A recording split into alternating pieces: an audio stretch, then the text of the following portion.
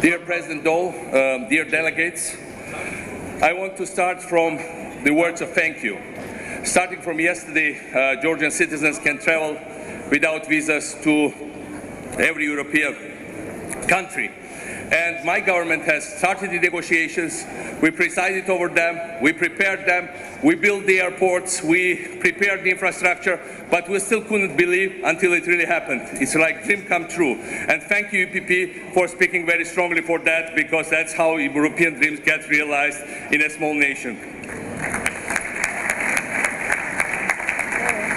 I have an honor to fight for immediately on two fronts.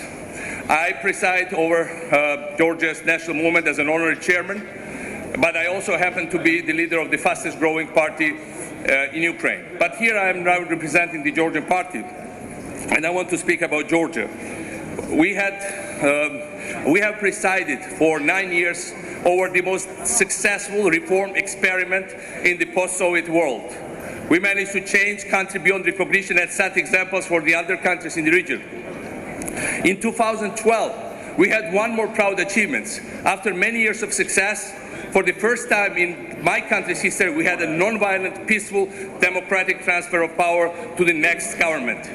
The only problem is that we gave it without any problems, but we gave it to the people that don't seem to happen to ever be ready to wield power peacefully again through reforms and through changes and through democracy. The power was taken over by the biggest private shareholder of Gazprom, Ivanishvili, and he proceeded to imprison all the main opposition leaders, to exile the others, and I still cannot go back to my country. He happened to make joke of judicial system. He made fun of the very system of elections through manipulations, through money. You are talking about a person that perhaps owns more than a quarter of Georgia's overall GDP. And just as an example, opposition could not win a single seat in majority districts, which also shows how these elections were held. And now they are changing constitution to perpetuate the rule and for them to stay in power forever. Well, in 2008, after Russian invasion, Georgian people, with its heroic resistance, with unity of the government, and with support of international community, managed to stop Russia, and Russia could not capture Georgia as a country. 4 years later, a Russian oligarch and Russian state applied now very famous active measures, provocations, bribery, all the methods we see now all around the world. They were first tried en masse in Georgia, and they captured the Georgian power and the very Georgian state. We had a capture of the state, not through the military means, but through elections. And here we are in this situation, when we formally have democracy, but what they achieved, they killed off the most daring reform experiment in post-Soviet space that posed challenge to the very essence of Putin's system and Russian regime. And this is overall picture, not only in Georgia. Here we have Maya Sandu, one of the most brilliant, promising young Moldovan leader. We just spoke to her.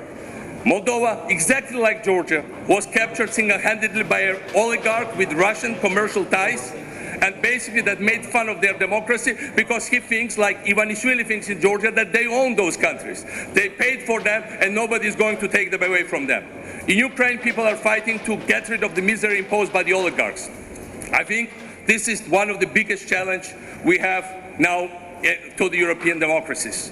We have these interest groups, oligarchs that own media, that decide whom to put on television, who should not be on television, who should be in power, who should be in parliament, who should not be in parliament, which party should pass the threshold, which party should stay out, what reforms should be implemented, what not, pro forma.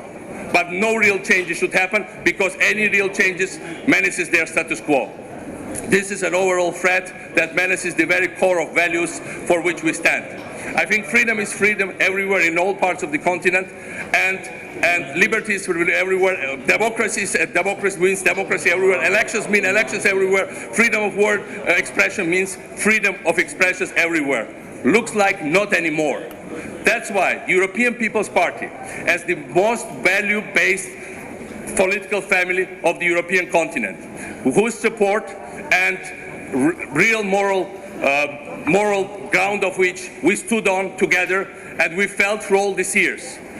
We really are counting on you as a family to raise your voice for our values, and we will prevail.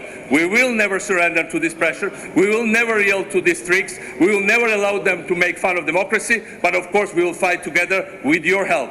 Thank you for having us here, and looking forward to future fights and future victories. Thank you again.